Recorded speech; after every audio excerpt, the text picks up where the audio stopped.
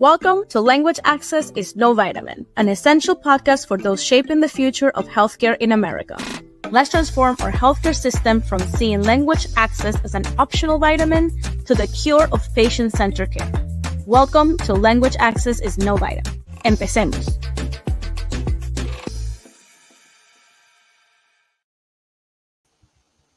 Welcome to a new episode of Language Access is No Vitamin. My name is Joana Tudela, your host and founder of Culturizing Access, your strategic partner in multicultural patient-centered care.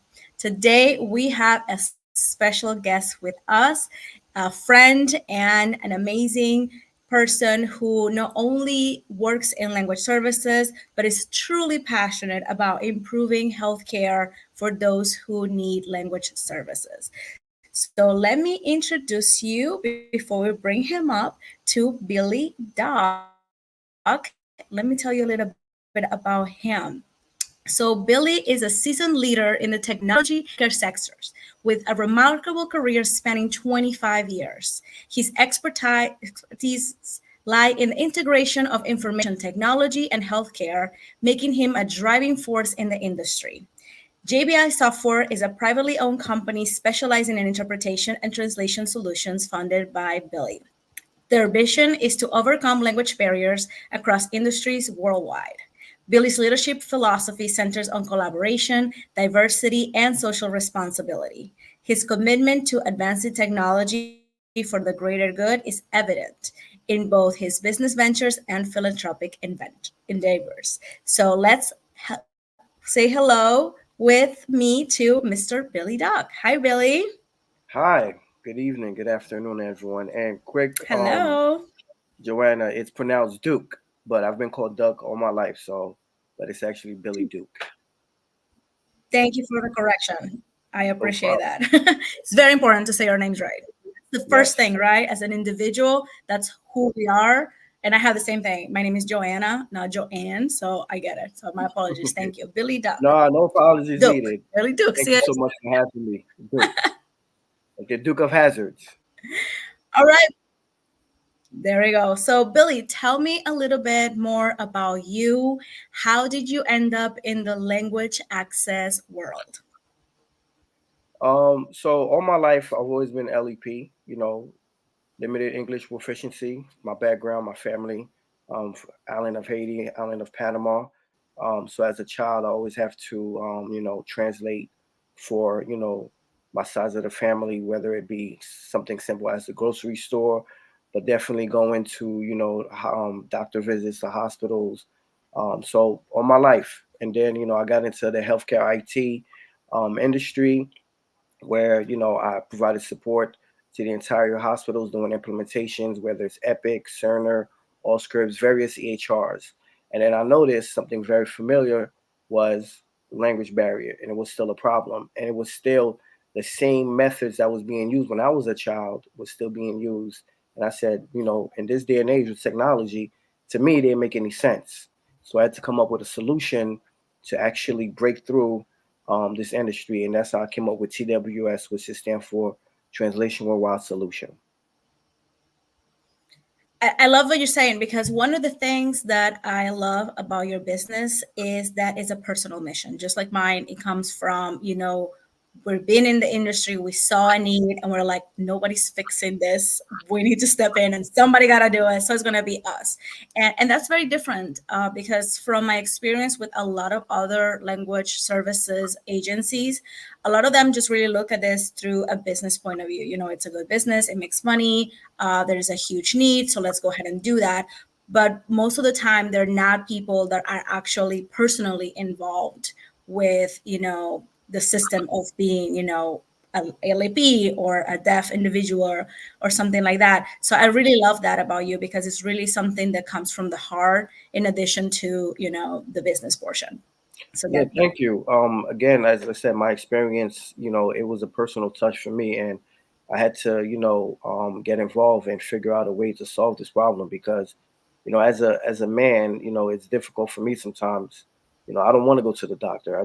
I go, but I don't want to go, and often enough we don't go. But if there are more barriers, for us not to go, then we're going to choose not to go. And then when you get there, you feel invisible. You feel like you're not even there, and you're afraid to ask questions. And when the doctor explains things to you, because you don't understand, you just sit there and you nod, and then you leave that office feeling nobody cares. But again, it's because of the language barrier. So I had to do my community a service, because it is my community, right? So I had to find a solution for my community. I love that. I love that. And your solution really comes in technology, and you started way before, AI and, COVID that brought a lot of, technology into the language services. So let's talk a little bit about that, the explosion of technology during COVID to solve the issue of, we couldn't have interpreters in person there. It was very limited to be in the hospital setting. So even though we did have before, phone and video interpreting, really it wasn't a very big use for that. It was like very few organizations. It was kind of like, okay, we'll do it. But really during COVID, that kind of exploded. And now we see that, after COVID, whoever thinks is over or not, 4 years after, we're still looking at around 50% of organizations using 50% of their interpreting services are virtual and either phone or video. So it's really kind of taking over. So tell me a little bit about how COVID expanded your services, or how did you see that change after COVID?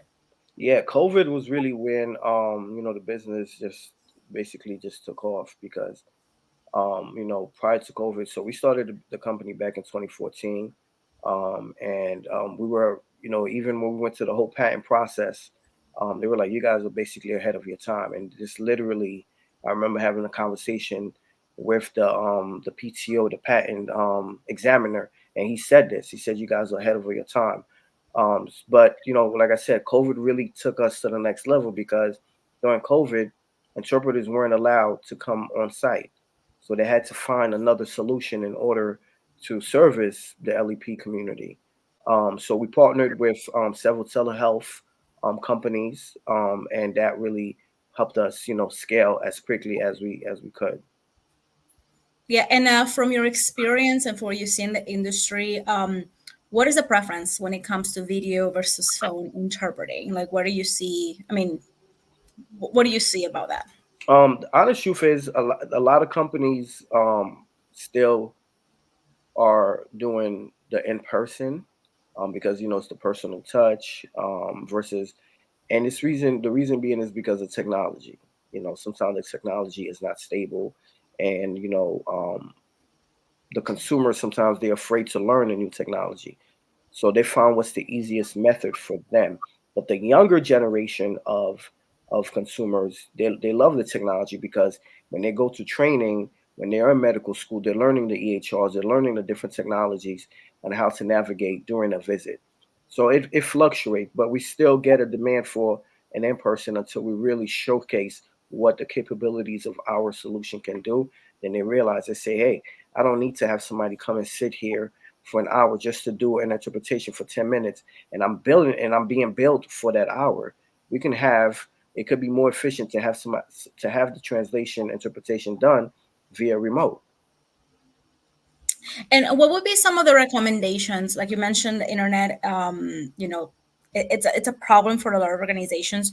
So Correct. would you recommend having like a specific like network, like internet, just for language services separate from, everybody else? Like, what are some of the recommendations to make, these technology issues a little bit easier for Well, people to use technology? technology is technology, meaning that it has a mind of its own. So all you can do is just prepare for it as its best. But I would say to make sure that you have the highest internet speed. And I will also say that on your machine specifically, that you have the highest memory. Because often enough, if those two are not where it needs to be, then it becomes an issue when it comes to technology. Okay, okay. Let's talk a little bit about AI, because everybody wants to know about AI, how we're going to be using it in healthcare, so many usages, but let's focus it a little bit more on language services. Where are you at? I know you were ahead of your time with this. So where did you start?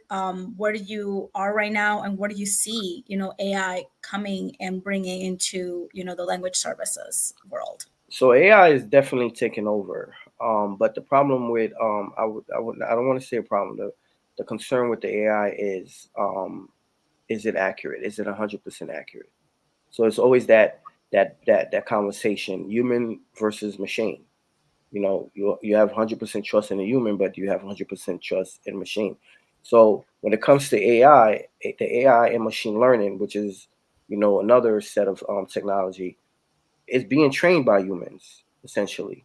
But now what we're finding out is that when it comes to language, AI is definitely getting closer to being accurate, just as much as a human. So as part of TWS, we do use AI and we do use machine language for 500 languages, and our accuracy rate is higher than any other solution that's currently on the market at 96%. Wow. So how did you make such a big stride? I mean, 96% it's huge. It's almost perfect, really. I mean, we also have to include that, when we are interpreting, where people we're not making, 100% accurate as well. When we're looking at simultaneous interpreting, which is not always used in healthcare, but, in legal, in conferences, the UN, things like that. When simultaneous interpreting is used, we're looking at a very good average of 60% of what's being said being translated, and that's already, the gold standard for simultaneous interpreting. And you're looking at, almost perfect. So tell Right. me a little bit more how you make that happen. So machine learning, AI, and our data sets. So in the beginning phase, just for proof of concept, I was actually using Google Translate. So I had access to a lot of their codes, and I was able to, read their codes and really get down to the nitty gritty of why a lot of folks, frown upon using Google Translate. And what I did was, I combined the medical terms and the AHR terms using AI, using machine learning into the translation. So now when you have the conversation, the machine, the system picks up the terminologies, the EHR terminologies, they pick up the medical terminologies. Google Translation is not doing that. Google Translation is just translating. So that's the difference. So I created my own data sets using the AI, using the machine learning, using medical terms, using um, using medical terms and using EHR terms to make it more efficient. So that's how I got to 96% accuracy. Wow, I love that. Talk to me about accents, because that's another big thing, right? When we're Correct. looking at machines, I mean, I remember, I don't know, like 15 years ago, that every time you asked to call on the phone and it was a machine, like they couldn't understand if you didn't speak like that standard English. If you had any accent, it was like impossible. And it's gotten much better. So very similar to that. How did you prepare for? Let's talk about Spanish. Over 20 countries speak Spanish. We all Correct. have their own accents, and even within each country, we have different accents. So, how do you, prepare your system to really understand all these dialects and accents and things like that to continue that high standard of, interpretation levels? So just kind of like same thing I did with the EHR terminologies and the medical terminologies. So we have a built-in AI using accent dialect recognition. So if you speak Spanish from Panama, you speak Spanish from Cuba, once you speak into the system, it automatically picks up your dialect and it translates in that dialect. Great. And what about native tongues? Because we have a big issue. We have a lot of native languages disappearing, or very few people talking. So finding an interpreter, for Mixteco, for example, which is something that a very small population in Mexico speak, but they are a huge population in the agricultural world here in the U.S., especially when it comes to California and that West Coast. There's a lot of people that speak Mixteco, and it's really hard to find interpreters for that. So do you also have a lot of those native languages, and how can you help us preserve these languages in that way? Yes, we do. So the cool part about my solution is, again, as mentioned, we have two options. The first option is a real time interpreter. Somebody comes on the video remote, the interpretation happens, you have a real certified interpreter. The second is the AI machine learning interpretation. So with that, it's my own data set. I have a full utility patent on it. You just tell me the exact dialect, the exact native tongue that you need, and I can go ahead and I can just go ahead and add it using AI and using machine learning.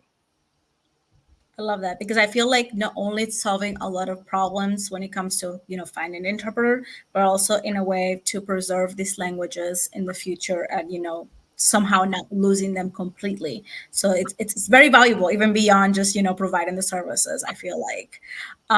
One of the things that, I really like about your system, and I feel is like very unique, and one of the reasons I want to have you here, besides talking about technology and AI and things like that, is that the transcription portion. Because one of the big problems that we have in language access in healthcare, I mean other industries as well, but we'll focus on healthcare, is that we have now patients have access to their records. So we have this thing like my chart or whatever equivalents of that, and now we can really get our own information or own results, book our own appointments, all these great things online without having to call and report records and all this stuff. But when it comes to individuals that don't speak English, there's a big gap. There's a very big gap because yes, maybe the organization has purchased, having the software translated. So yes, you can log in Spanish and, navigate it in Spanish. But when you go and click on everything inside of that, that's still in English. Your test results are in English, the history, the conversation with the provider. So it's really like, yes, I'm giving you a software that you can use, but nothing inside that is actually usable if you don't speak English, and you kind of solve that. So I would love for you if you can share a little bit your screen, give us a little demo, because I feel like that is simply amazing and it's very unique. I don't see a lot of organizations having this. Um, so Alberto, can we bring up? Thank you. All right, Billy, show us how amazing this is. So this is the background of TWS. This is my own EHR EMR that I created. As mentioned, our goal is to integrate directly into the EMR EHR that the hospital or the clinic is using, preferably inside the notes section of the EHR EMR. Oops, let me go and log back in. Go back into the notes section, and then in here you can click on begin session. And now you have the options, as you can see, Espanol and all the countries that speaks Espanol speak Spanish. We have over 500 languages and counting. As mentioned earlier, we can just go ahead and add. And this is where the real-time certified interpreter would show up. So if you need somebody, we click on notify them, say, hey, we need your services. They'll come up, and then a video remote um, conference would occur, and then the interpretation can go ahead and happen. But for now, we're going to use the system translation, which is the AI machine learning that we spoke about. And just for this demo purposes, I'm going to play both role, the patient and the doctor. Good evening, everyone. Buenos tardes, doctor. How are you today, Billy? Muy bien, ¿y tú? So, Billy, what brings you in today? Un dolor de la cabeza, doctor. Un dolor de la cabeza.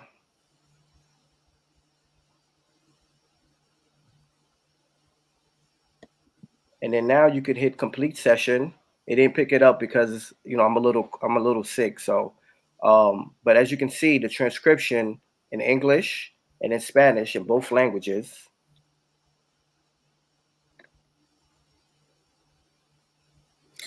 So with this, really, what could a provider do with this? Can they print it and give it to the patient? Be like, here's literally everything we just talked about. Can they put it into their health records in both languages? Like, what are the options with this information?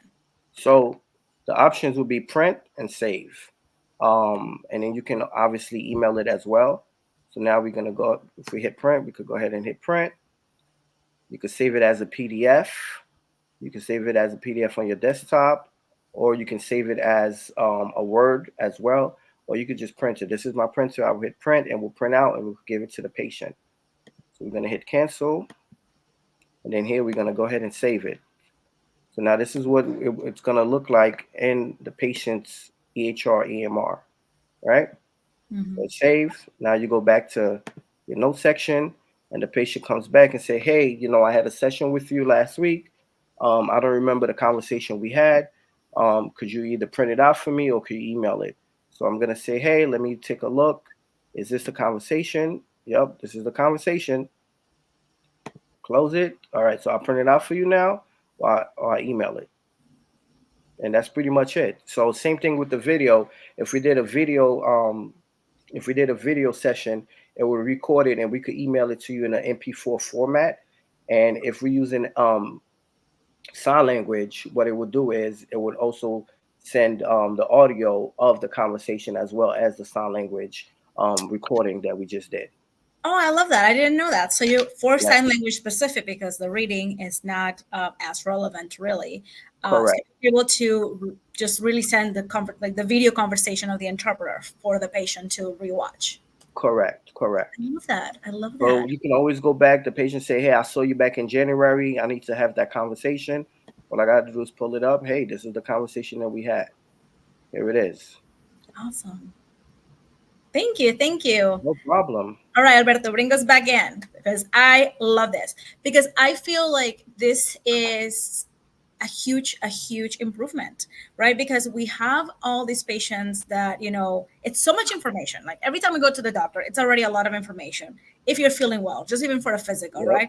Add to that a disease, a treatment, a concern that you have, the nerves about being there, the language barrier. I mean, most of the time we walked out and we don't remember like half of the things we talked about. And I remember a few times I have to go back into, my history. So I do go into, my chart and I see and I'm like, oh, okay, we did talk about this and that, but this is literally word by word everything that everybody said. So it's really like there's no way of going wrong. Like if you get home, it's like, what did the doctor say? Like, okay, let me check. Okay, they say exactly this, and it's in your language, and yep. that's a big barrier that we see nowadays. I love that. So my product, it's basically in both languages. It's going to be in English and in your language. And the reason why I did that was, during my implementation days, I noticed that when a real interpreter came on site and the interpretation happened, the doctor has to do something what's called a progress note. Every EHR has a progress note, which is why I integrate my solution directly into the progress notes so it could save it. It's saving the doctor time, and it also makes it very easy for him or her to transfer it into the EHR EMR.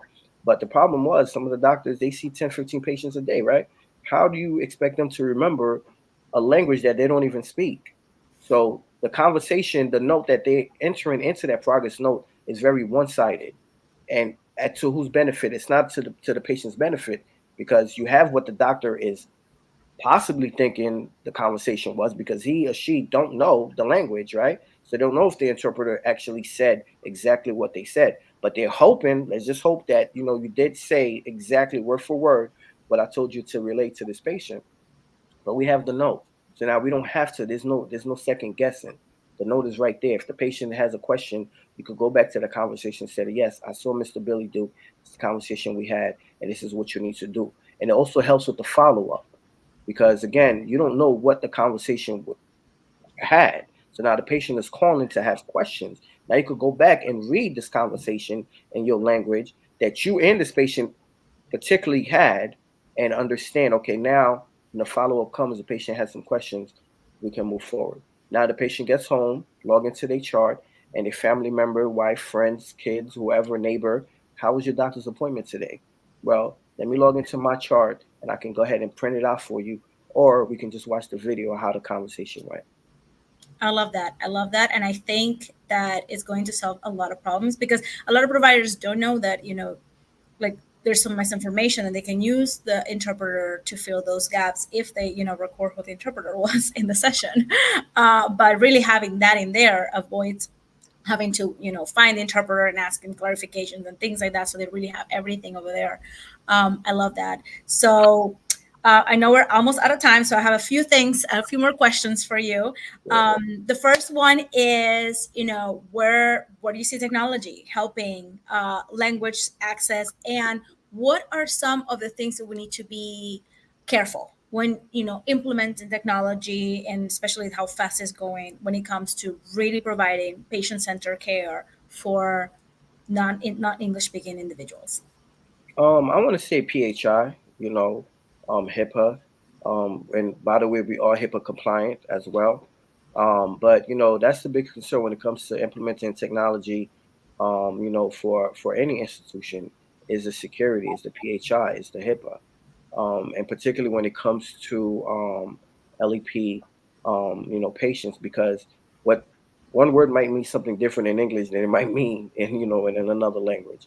So we also have to be very mindful of that.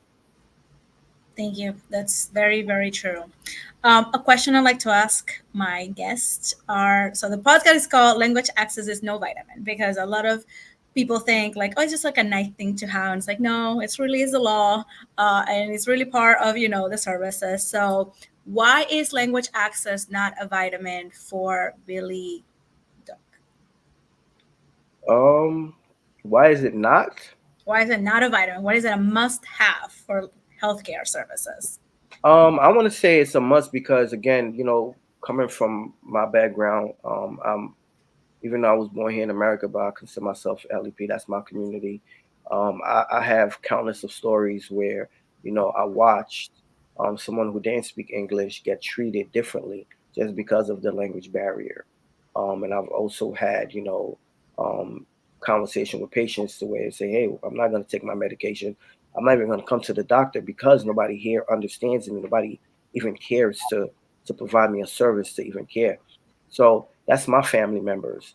So I want to make sure when your family member, my family member, and all the LEP community, when they go to the doctor, that it's not just about the EHR, but it's also about what services are you implementing to ensure that I'm being heard and I'm being taken care of, that I'm following the proper steps. Because hey, you put in into the progress note, you put into a care plan, but I don't even understand this care plan. It's not even in my language. How do you expect me to follow this? You tell me to take this medication, but I really don't understand the instructions. And now they do have instructions in different languages. Now you have to go the extra step, to make sure it's not just about the instructions, it's also about the conversation. You have to make this patient feel that, I'm walking into your door today.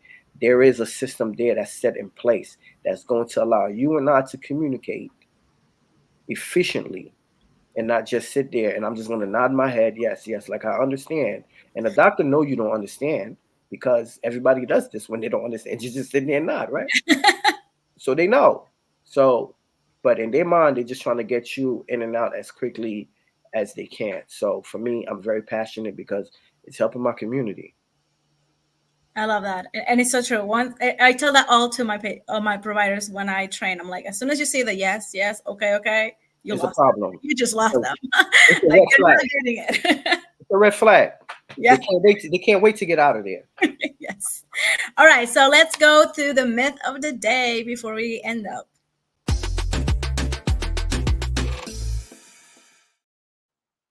All right, so today's myth is related to EHR integration and language access. So, talking about how you have this amazing product that provides transcript and you can upload it into the EHR and things like that. I have been asked several times, is the EHR going to allow this? HIPAA going to be okay with this? Can we do this? Tell me, what's going on with all of this HIPAA and EPIC and regulations and things like that? So as far as the integration, there's several options, right? And it's always at the discretion of the hospital, the clinic, and it can also be costly. But I would say our APIs is an open API, which allows integration to be seamless, flawless, no problems. The second option is we can do an interface using HL7. HL7 is very safe. We create a bridge, and we can do it that way. But the third and easiest option is to just use it as a standalone option to where you save our solution on the desktop as a favorite, you access it, you save the information, and you can go ahead and print it out, and then you can upload it into the EHR EMR. It's not the most efficient workflow, but it's, when you're trying to be cost effective, as well as you're not trying to deal with a lot of the HIPAA, PHI concerns, this is just an easy way for you to do it, because you upload information into the EHR chart review all the time. So it's the same thing. I love how you thought about everything. So not only you have one option, you have three. So whatever Exactly. works for you, we'll make it happen, right? Like the point Yep. is like we're gonna make it happen. I love that. That's the point, and that's the goal. The goal is, again, because I came from a tech background and I got into the healthcare IT background. It's similar, but it's different. And then, with my background being, from Haiti and Panama, it just made more sense. So you have somebody who has the the language background, the LEP background, you have the technology background, and now you have somebody who has the EHR background. So this is how TWS was formed. I love it. And we have the passion, which is the most important thing. And that's why I love And working that's with what I was you about to and say. The promoting. passion is what drives everything. Absolutely. Well, thank you so much, Billy, for joining us today. Please make sure you follow Billy and JBI Software and all social media. Make sure you chat with him on LinkedIn and follow him. And we'll be back in a couple more weeks with more information about how language access can help you truly provide patient-centered care that is equitable and fair for everybody. My name is Joana Tudela, and I am your strategic partner for multicultural patient-centered care. And thank you, Billy, again, and we'll see you around. Thank you Thank you, so everybody. much. It was a pleasure, and I really enjoyed this. Thank you. Thank you. Bye.